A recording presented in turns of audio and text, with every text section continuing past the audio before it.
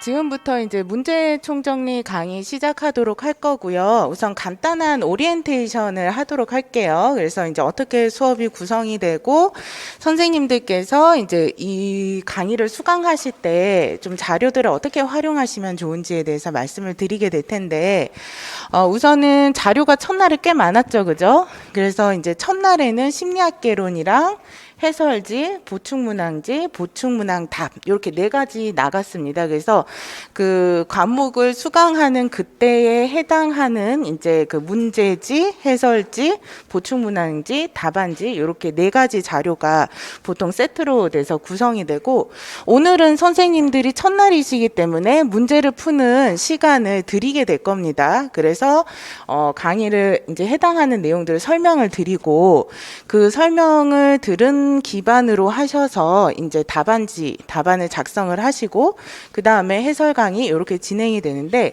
다음 주부터는 이제 성격 심리학에 해당하는 문제지만 나갔습니다. 그래서 다음 주부터는 다 풀어 오셔야 되고요. 즉 예습을 해 오셔야 되고, 그 다음에 이제 보충 문항지와 보충 답은 성격 심리학에 대한 거 그거는 같이 나갑니다. 그래서 선생님들이 복습하실 때 보충 문항지를 활용하시고 싶다 이러시면 같이 활용하셔서 하시면 됩니다.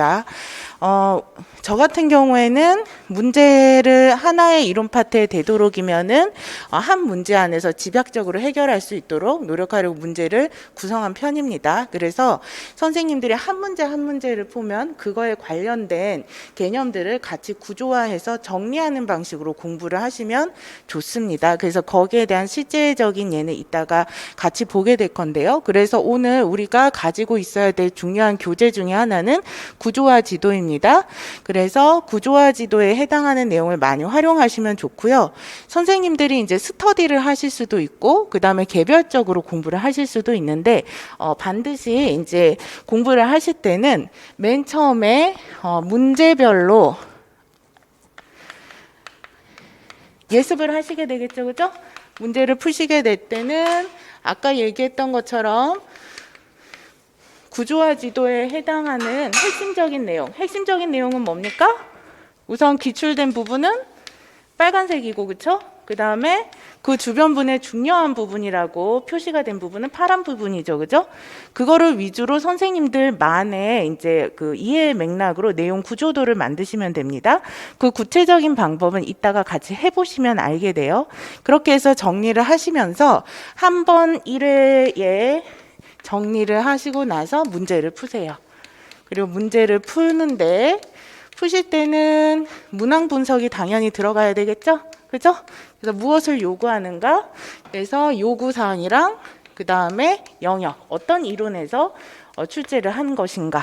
그리고 두 번째는 이제 답안의 근거를 찾으셔야 되겠죠? 내가 알고 있는 개념 중에서 어떤 것을 답을 쓰라고 하는가? 이거는 어디서 찾는 거예요? 제시문에서 찾는 거죠.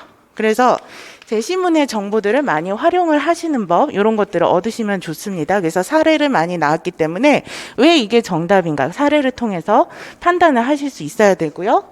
그 다음에 어떻게 하셔야 됩니까? 이 내용들을 한번 보고 나서 복습을 하셔야 되겠죠. 복습을 하실 때는 내가 여기에서 보기 전에 내가 구조화 지도로 정리한 부분에서 문제에서 내가 정리한 것이 사전에 정리한 것이 문제에서 나온 경우도 있고 나오지 않은 경우도 있습니다. 그죠? 그러면 나오지 않은 경우 이 부분을 같이 추가하여서 다시 한번 정리하시는 겁니다. 그렇게 해가시면서 문제별로 연습을 하시고요. 만약에 스터디를 하시면, 그룹으로 스터디를 하시면, 이제 선생님들이 문제별로 배분을 하셔서 거기에 대해서 이제 한 선생님이 준비를 각자, 예를 들면, 이제 3명의 선생님들이 스터디를 하신다.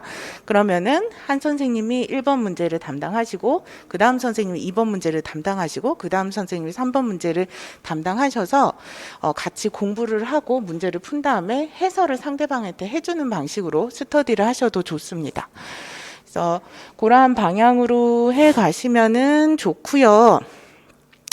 그래서 이제 요것들을 잘 활용하시고 난 다음에 나중에 이제 보충 문항, 이걸 이제 한번 핵심적인 문제들을 위주로 보충 문항을 핵심적인 문제들을 보고 나시면은 이제 보충 문항은 여타에 해당하는 내용들, 이제 그거 외에 해당하는 조금 더 세부적인 내용들이 포함되어 있는 것이 보충 문항입니다. 그러면 선생님들이 복습을 완료하시고 나서 이제 이 이론들에 대한 핵심적인 부분들을 보시고 나서 보충 문항을 체크를 하시면서 복습을 해가시면 되겠습니다. 보충 문항이 작년에도 재작년에도 뭐 거기서 많이 출제가 됐다고 말할 수는 없지만 한두 문제씩 꼭 출제가 되기는 했어요. 그래서 이제 우리가 뭐 내적 타당도에 관한 문제라던가 아니면은 뭐 직업 적응이라던가 이런 것들에 해당하는 문제, 이런 것들이 나왔었기 때문에 문제 총정리 기간에는 되도록이면 같이 확인을 하시면서 이런 부분들을 보시는 것이 좋습니다. 그래서 그렇게 해서 이 자료들을 활용하시면 되겠고요.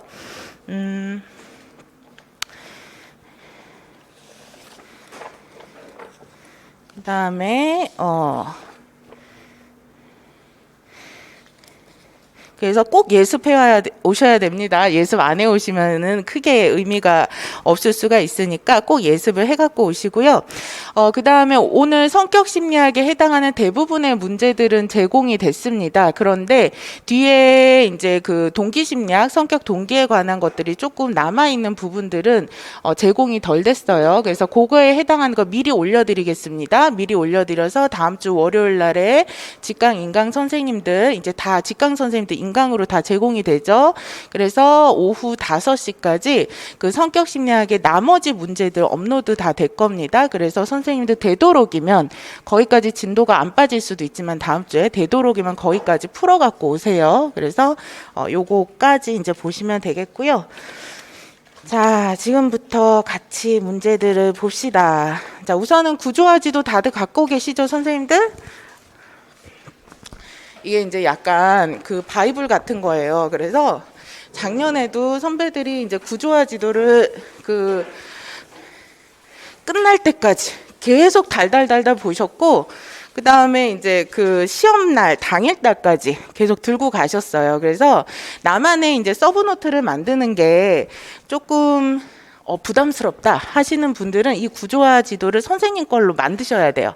그래서 여기서 이해가 안 되는 문장들이나 말들이 있으면 그거를 선생님들이 추가하셔서 내가 이해가 될 수 있는 문장들로 만드시고, 여기에 핵심 키워드를 계속 돌려서 선생님들이 이 키워드 위주로 이제 인출이 될 수 있도록 훈련이 되시는 것이 좋습니다.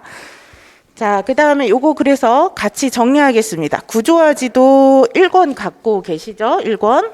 1권에서 행동의 생물학적 이해입니다.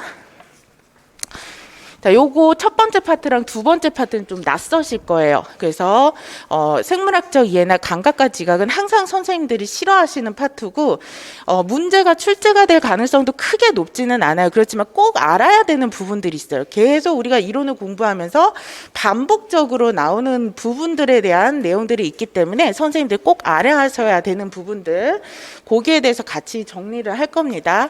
자, 우리가 신경계의 기본 단위에 해당하는 것으로 우리 뇌에 기본적으로 있는 가장 작은 단위의 신경세포를 뭐라 그러죠? 뉴런이라고 하죠. 그래서 이 뉴런이라는 것은 기본적으로 이런 모양으로 생겼죠? 기억나시죠? 그죠? 이런 모양으로 생겨서 이것이 세포체였고, 그죠? 여기에 해당한 이게 뭐였습니까? 수상돌기였죠, 그죠? 그리고 나서 여기에 이 기둥 같은 것을 축색이라고 했죠.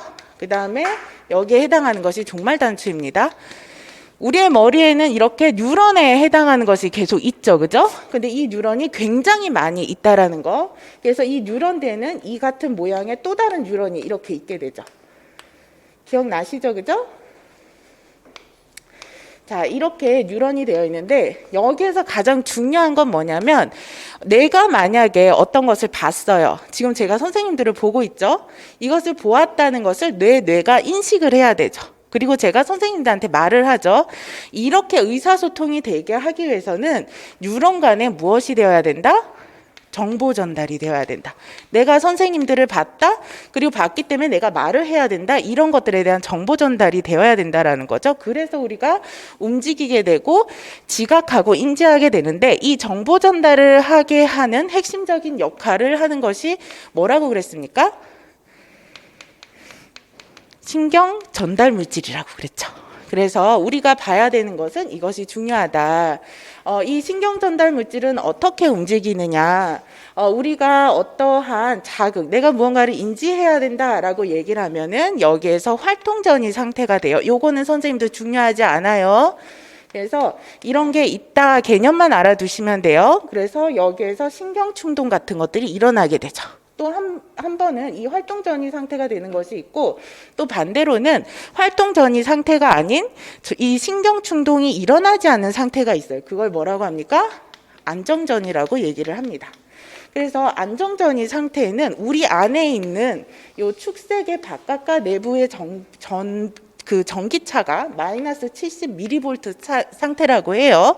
이건 그냥 머리로 그냥 알고만 계시면 됩니다. 그런데 이것이 활동 전이 상태로 가게 되면은 이 전이가 확 올라가게 돼서 플러스 상태로 가게 돼요. 그래서 플러스 50mV가 된다는 거죠. 이럴 때 무엇이 일어난다? 신경 충동이 일어난다. 신경 충동이 일어나면 여기에 축색 돌기에 해당하는 무엇이라고 있느냐면은 시냅스 소낭이라는 것이 있습니다. 주머니라는 거죠. 이 시냅스 소낭이라는 주머니 안에 무엇이 들어가 있을 것 같아요? 그렇습니다. 훌륭하십니다. 여기 안에 바로 신경 전달 물질이 들어가 있는 거죠. 그래서 전기 자극이 들어가면 시냅스 소낭이 팍 터지면서 여기에서 마지막에 종말 단추에 해당하는 것에서 신경 전달 물질이 퍼져서 나오게 됩니다. 그래서 거기에서 시작이 되는 겁니다. 그러면 이 뉴런과 뉴런 사이에 정보 전달이 되어야 되겠죠. 앞에 있는 뉴런과 뒤에 있는 뉴런 사이에 정보 전달이 되어야 되겠죠. 그러면 앞에 있는 뉴런과 뒤에 있는 뉴런은 앞에 있는 것을 시냅스 전 뉴런, 뒤에 있는 것을 시냅스 후 뉴런이라고 하는데 이 종말 단추와 뒤에 시냅스 후 뉴런 사이에는 거리가 있습니다. 아주 사소한 거리. 그래서 여기 사이에는 시냅스 틈이라고 하는 틈이 있어요. 다시 말해서 붙어 있지 않다는 얘기예요. 붙어 있지 않기 때문에 거기에 더 중요한 게 뭐가 있어야 됩니까? 신경 전달 물질이 거기에 퍼져서 물질이 분비되어야지만 뒤에 시냅스 후 뉴런에게 정보 전달이 일어나게 된다는 거죠. 이게 바로 신경 전달 물질이다. 그러면 여기서 보실 수 있는 신경 전달 물질의 역할이 뭐겠습니까? 당연히 정보 전달의 역할을 하게 되는 거죠. 자, 그래서 이것이 왜 중요하냐면 대표적으로 우울증입니다. 우울증이라고 하는 것은 어떠한 신경 전달 물질의 분비량이 저하가 되기 때문에 나타나는 거죠? 네, 맞습니다. 세로토닌의 분비량이 적기 때문에 나타나는 일입니다. 그러면 이 세로토닌의 분비량을 증가시키게 하게 된다면 우리는 우울증이 나아질 수가 있죠. 그래서 거기에 대표적인 약물이 프로작이라는 약물이 있어요. 그런데 이 프로작이라는 약물을 뭐라고 말을 하느냐면 세로토닌 재흡수 억제제라고 얘기를 해요. 다시 그렇다면 우리가 요 말만 보고 아실 수가 있습니다. 어디에 재흡수하는 것을 억제한다는 얘기예요? 그렇죠. 여기 종말 단추에서 분비가 되고 나서 시냅스 전 뉴런으로 이 세로토닌이 다시 재흡수되는 것을 억제한다는 얘기예요. 그러면 이 시냅스 안에 뭐가 계속 남겠어요? 신경 전달 물질이 남아서 계속 시냅스 후 뉴런에게 자극을 주게 돼서 정보 전달이 일어나게 만드는 거죠. 그래서 자연스럽게 신경 전달 물질의 농도, 분비량을 증가시키게 만들더라라는 거죠. 실제로 이 분비량을 증가시키는 것이 아니라 뉴런의 시냅스 사이에 이 부분에 해당하는 것이 재흡수를 억제를 시킴으로써 그래서 이러한 것들이 하는 것이 정신과 약물이 하는 역할이다. 이렇게 보시면 되죠. 자, 그러면 이러한 신경 전달 물질이 어떤 역할을 하는지 이런 것들이 중요하고 시냅스라는 것이 중요하게 되겠죠. 자, 그래서 우리가 구조화 자료를 보시면은 아까 말씀드렸던 것이 다 있습니다. 자, 뉴런이라는 것은 신경계의 기본 단위로 세포 간의 의사소통 역할을 하게 되는데, 이 뉴런은 수상돌기, 세포체, 축삭, 종말 단추로 구성이 되어 있고, 여기에서 시냅스라는 것은 무슨 역할을 한다 그러죠? 신경생포 간의 신경춘동이 전달되는 부위로서 뉴런 간 의사소통 역할을 한다라고 되어 있죠. 그래서 여기에서 시냅스 손상이 터지면서 신경 전달 물질이 분비가 되는데, 이 신경 전달 물질은 시냅스에서 정보 전달을 하게 하는 역할을 한다라는 것이 이렇게 구조화가 이어지는 거다라고 보셔야 되는 거죠. 그러면 이 신경 전달 물질과 관련된 다른 신경 전달 물질, 어떤 역할을 하는 다른 신경 전달 물질에 대해서도 알으셔야 되겠죠. 그래서 몇 가지 대표적인 것이 세로토닌 꼭 알아두셔야 되고, 도파민, 그 다음에 또 뭐가 있습니까? 그쵸, 노르에피네프린 있죠, 그죠? 그 다음에 감마 아미노 낙사는 가바라고 더 많이 합니다. 그 다음에 글루타메이트. 이렇게 아실 수가 있을 텐데, 도파민 같은 경우에는 우리가 다 알아요. 이것도 기억을 해두셔야 돼요. 이 도파민은 나중에 성격심리학에서도 나와요. 이 도파민은 무엇과 관련이 있느냐면 조현병, 도박 이런 것들과 잘 관련이 있어요. 그래서 우리가 아이젠크의 이제 성격 심리학에 보시면은 정신병질성과 관련되어 있는 것이 도파민이라는 신경전달 물질이다. 이렇게 되어 있어요. 그래서 도파민의 분비량이 많이 일어나게 되면은 조현병이 발생을 할 수가 있다. 이것은 의욕과 행복, 집중, 기억과 상관이 있다. 그 다음에 노르에피네프린은 뭐와 관련이 되어 있어요? 기분, 각성, 수면과 관련이 되어 있어요. 요거랑 비슷한 게 뭡니까? 세로토닌. 세로토닌도 뭐와 관련이 있어요? 기분, 수면, 그쵸? 이런 것들이랑 관련이 있죠, 그죠? 얘네 둘은 같은 역할을 해요. 우울에 같이 쓰게 되는 신경전달 물질이다. 그래서 이렇게 볼 수가 있죠? 그 다음에 가바는 어떻게 됩니까? 이완, 진정, 불안 이런 것들이랑 관련이 있고, 글루타메이트는 뭐 때문에 중요합니까? 우리가 PTSD 공포증이 생겨나게 되면은 이 신경 전달 물질이랑 관련이 있다는 거예요. 그래서 요 정도 아시고 나서 우리가 첫 번째 문제를 풀어봅시다.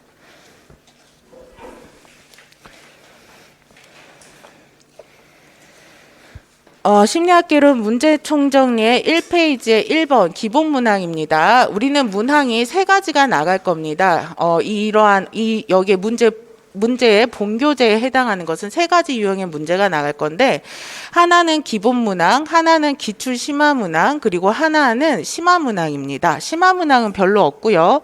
기본 문항은 선생님들이 기출되지 않았지만 기본적으로 알아야 되는 것에 대한 문제가 출제가 된 것이 기본 문항이고, 그 다음에 기출 심화 문항은 선생님들이 기출 문제에서 이미 풀어봐서 알고 있는데 그것보다 난이도가 높게 심화된 버전으로 출제된 문항이라고 보시면 되겠습니다. 그래서 기출 문제 해설이랑 연계해서 문제들을 보시면 더 좋습니다.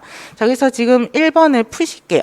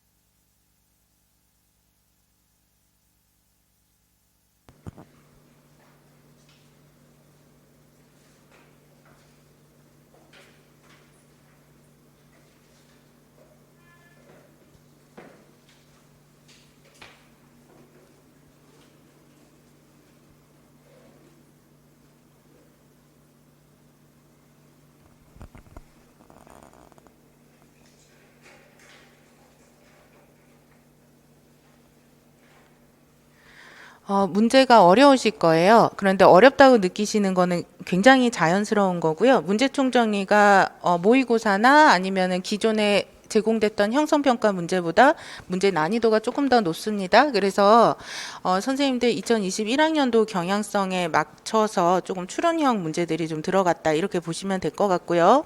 그래서 공부를 잘 해두시면 도움이 많이 됩니다. 지금부터 한번 볼게요. 1번 문항입니다. 자, 우선은 문항에서 신경 전달 물질의 명칭을 써라라고 되어 있죠. 그죠? 그런데 여기 보시면은 가에서 소정이가 학업 동기가 떨어져서 성적이 매우 저하가 됐다라고 나와 있고요. 그다음에 눈물이 날 때가 있고 무기력하다, 잠이 수면이 과다가 되고 있다. 그다음에 생각이 느려진다, 정신운동성 지체가 나타나고 있고 집중력이 떨어진다. 이거는 다 무엇에 해당하는 증상입니까? 우울증의 증상입니다. 그래서 우울증의 진단 근거를 충족하고 있죠. 이러한 상태가 된 것이 2주 이상, 즉 3, 4주간 지속이 되고 있다라고 하는 것이 모두 우울증의 진단 기준을 충족하는 증상이고요. 그러면 우울증과 관련된 신경 전달 물질을 선생님들이 알고 있는 것을 기억하셔서 영역을 한정을 시키셔야 되겠죠. 그랬을 때 지난주에 소정이가 정신과 치료를 받았는데 프로작이라는 약물이라는 것을 모르신다고 하더라도 우울증과 관련된 신경 전달 물질에 대해서 답을 써야 되겠구나라는 것을 알게 되시겠죠. 그죠? 그래서 세로토닌이라는 약물이 신경 전달 물질에 영향을 주는 영향이다라고 말한다라는 거죠. 그죠? 자, 그래서 이렇게 보셔야 되고요. 그래서 여기 보시면 뉴런이라는 신경세포로 이루어졌을 때 이 뉴런은 서로 간에 붙어 있지 않는다고 그랬죠? 여기 안에 뉴런과 뉴런 사이에 붙어 있지 않고 거기에 뭐가 있다고 그랬습니까? 틈이 있다고 그랬습니다. 그걸 뭐라고 그랬죠? 시냅스라고 그랬죠. 그래서 이 공간을 시냅스라고 한다라고 나와 있죠. 그래서 이 시냅스에 대한 명칭을 쓰고 시냅스의 기능을 서술하라 그랬어요. 시냅스 안에서는 무엇이 어떤 물질이 분비된다 그랬죠? 신경 전달 물질이 분비가 된다 그랬죠. 그렇기 때문에 신경 전달 물질로 인해서 무슨 역할을 하는 것? 의사소통, 정보 전달의 역할을 하는 곳이 바로 이제 시냅스라는 공간에서 하게 되는 역할이기 때문에 정보 전달, 의사소통이 된다라고 쓰시면 되죠. 그래서 여기에 분비되는 물질을 신경 전달 물질이라고 해서 신경 전달 물질은 무슨 역할을 한다 그랬죠? 방금 똑같습니다. 정보 전달 역할을 한다라고 쓰시면 되는 거죠. 자, 그렇다면 우리 소정의 증상이 신경 전달 물질의 분비가 잘 되지 않아서 생겨나는 현상인가요? 그래서 세로토닌 분비량 저하, 이것이 문제다라는 거죠. 그랬을 때 프로작이라는 약물이 신경 전달 물질이 뉴런으로 재흡수되는 것을 막아서 이것은 재흡수 억제제의 원리를 설명한 거죠. 그렇기 때문에 여기에서 선생님들이 그대로 쓰시면 되죠. 아까 얘기했던 것처럼 우리가 세로토닌의 분비량이 적은 것이 무엇의 원인이다? 우울증의 원인입니다. 그죠? 그렇다면 우울증을 해결하기 위해서는 세로토닌의 분비량을 어떻게 하면 됩니까? 증가시키면 된다. 그런데 증가시키는 방법이 뭐라고요? 재흡수를 억제하는 방법. 그러면 재흡수를 억제한다는 것은 이 신경 전달 물질이 시냅스 어떤 뉴런? 전 뉴런으로 다시 재흡수되는 것을 억제한다는 얘기죠. 그걸 그대로 쓰시면 됩니다. 그렇게 해서 어떻게 한다? 이 세로토닌의 분비량의 양을 늘린다라고 쓰시면 되는 문제입니다. 어렵지 않죠, 그죠? 그래서 우울증의 원인이 뭡니까? 뇌인성 우울증의 원인이 뭐라 그랬죠? 세로토닌 분비량 저하라고, 신경전달 물질의 문제라고 우리가 이상심리학에서 배우죠, 그죠? 그래서 그 부분을 쓰시면 되고요. 세로토닌의 분비량을 저하가 되어서 신경전달 물질이 재흡수 억제를 시킴으로써 세로토닌 분비량이나 농도를 증가시킴으로써 우울증을 해결한다라고 쓰시면 됩니다. 자, 그런데 이 약물을 먹었는데 별로 도움이 안 된대요. 그럴 때는 우리가 약을 바꿔야 되겠죠? 그래서 다른 약물로 바꿔야 하는데 이것이 우울증이랑 또 관련이 되어 있는 것이 뭐라 그랬죠? 노르에피네프린이다. 그래서 노르에피네프린 계열의 약물 처방을 새롭게 받을 수 있다. 이 부분을 이제 요거 해당하는 리을에 쓰시면 되는 문제겠습니다. 뉴런의 종류 세 가지는 우리가 그냥 이제 쓰면 되는 건데 감각 뉴런, 운동 뉴런, 그다음에 연합 뉴런 이렇게 세 가지가 있습니다. 감각 정보를 받아들이는 것을 감각 뉴런이라고 하고, 그 다음에 운동을 할 수 있도록 실제로 신체를 움직이게 하는데 역할을 하는 것을 운동 뉴런이라고 합니다. 그리고 감각 뉴런이랑 운동 뉴런을 연결을 시키는 것을 연합 뉴런이라고 얘기를 해요. 그래서 내가 눈으로 무언가를 봤어요. 그리고 말을 하죠. 그럼 눈으로 보는 것과 관련된 것은 감각 뉴런. 그리고 거기에서 연합 뉴런이 어떻게 해요? 말을 하라라는 운동 뉴런에 연결을 시켜주는 거죠. 그래서 이러한 역할을 한다라고 보시면 되고, 글루타메이트는 PTSD 공포, 감마 아미노낙사는 불안 이한 학습 경련, 도파민은 과잉됐을 때 조현병이나 도박, 그 다음에 행복 동기 학습이랑 관련이 되어 있고, 엔도르핀은 행복감과 관련이 되어 있다. 그래서 이런 것들 체크하는 수준에서 보시면 됩니다. 자, 그러면은 생리심리학 반은 다 하셨습니다. 자, 그러면 나머지 반은 여기에 해당하는 내용이다. 우리 요거 하고 쉬는 시간을 가질 건데요. 자, 우리가 뇌 부위에서 전부 다 알 필요가 없다 그랬죠? 뇌에서 가장 중요한 부위는 시상하부라고 말씀을 드렸어요. 이것이 무엇과 관련이 되어 있느냐면 정서심리학, 그래서 정서심리학이나 스트레스 이론이랑 관련이 되어 있는 부위이기 때문에, 그리고 우리가 앞으로 이제 배우게 될 여러 가지 그 품행장애라던가 공격성에 해당하는 행동과 관련된 부위이기 때문에 이 부분들을 아셔야 되는 거예요. 자, 그러면은 여기에 해당하는 시상하부는 어떠한 부위에 해당하느냐? 우리는 크게 신경계는 중추신경계랑 말초신경계로 나누어지고요. 중추신경계에 해당하는 것은 뇌를 말해요. 말초신경계에 해당하는 것은 대표적으로 무엇이 있느냐? 교감신경계와 부교감신경계에 해당하는 자율신경계가 있습니다.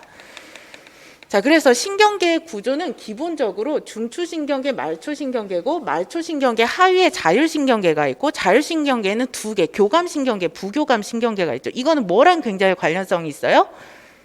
스트레스. 그래서 스트레스 이론이랑 관련성이 있기 때문에 되게 중요하죠. 우리가 스트레스 받으면 어떻게 되죠?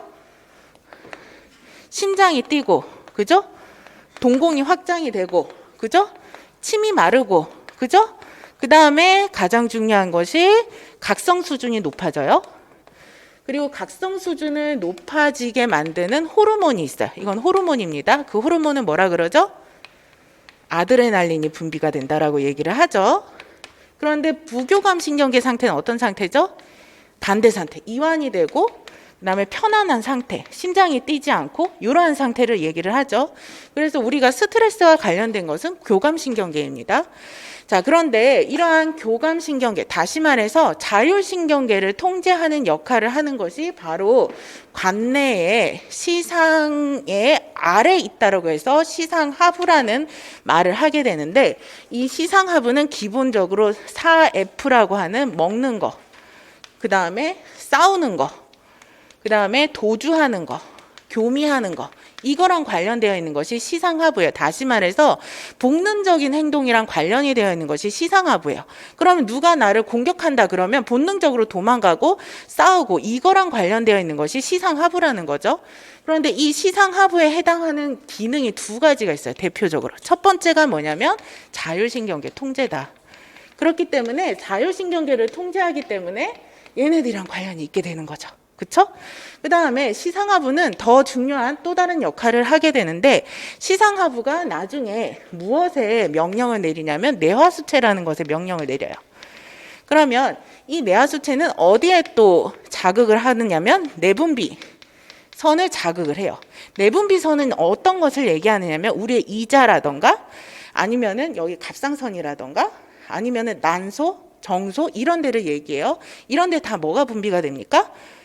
호르몬이 분비가 되죠. 그래서 청소년기 아이들의 남자애들은 뭐가 분비가 되죠? 정소에서 테스토스테론. 그다음에 여자애들은 에스트로겐이 분비가 되죠. 얘네들이 이런 것들을 분비하는데 영향을 주는 것이 내분비선이고, 이 내분비선에 영향을 주는 것이 뇌하수체고, 뇌하수체에 명령을 내리는 것이 바로 시상하부다. 그래서 시상하부가 하게 되는 역할 중에 또 하나는 내분비계 통제가 되는 거죠. 그러니까 중요하겠죠? 그런데 이 내분비계 통제 중에서 아까 아드레날린이 뭐라 그랬죠? 그렇죠. 이것도 호르몬이라 그랬죠. 그러니까 시상하부가 아드레날린 분비에도 영향을 미치는 거예요. 그렇기 때문에 스트레스랑 관련이 높겠죠. 그래서 이 부분들을 알고 계셔야 되고, 그 다음에 우리가 어떤 충격적인 사건, 공격적인 사건을 많이 받게 되면 고통스럽죠. 무섭죠. 그 공포에 대한 것들을 경험하게 되는데, 공포와 관련된 기억을 형성하고 공포와 관련된 어떤 감정들을 느끼게 하는 것을 변형계라고 하고, 이 변형계는 두 가지 하위의 내용에 해당하는 두 가지가 있어요. 첫 번째가 해마, 그 다음에 편도체예요. 그러면 해마는 어떤 역할을 하느냐? 선생님들 이제 예전에 심리학 공부하셨으면 많이 나오는 건데, 해마 절단 수술을 하게 되면은 기억이 손상이 된다, 이런 것들을 하죠. 학습과 기억과 관련이 되는 거예요. 그 다음에 편도체, 너무 알아두셔야 되죠. 맨날 나와요. 이 편도체는 정서와 관련이 되어 있어서 공포나 공격 행동과 관련이 되어 있어요. 그러면 선생님들이 알고 있는 품행장애라던가 아니면은 공격 행동을 하는 아이들이라던가 이런 것들은 이 편도체랑 관련성이 있게 되는 거죠. 그리고 정서 조절이 잘 안 되는, 우리가 나중에 성격 심리학에서 보게 되는 아이젠크의 신경증적인 성향에 해당하는 아이들도 편도체랑 관련이 있는 거죠.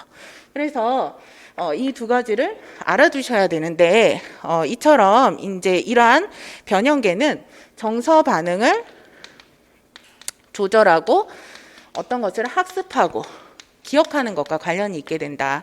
그러면 우리가 만약에 누군가에게 얻어맞거나 아니면 충격적인 이제 사고 같은 것들에 대한 이제 경험을 했어요. 그러면 이것이 편도체를 통해서 공포나 이러한 정서를 불러일으키겠죠. 공격 행동을 하는, 그리고 그것과 관련된 기억은 해마에 같이 기억이 돼서 학습이 되게 됩니다. 자, 그래서 이런 것들이 변형계다라고 보시면 될 것 같고, 자, 그러면은 우리가 또 하나, 이 종래의 변형계에 해당하는 것과 종래에는 이제 대뇌피질이라는 것이 있어요. 요거를 다 알아두실 필요는 없어요.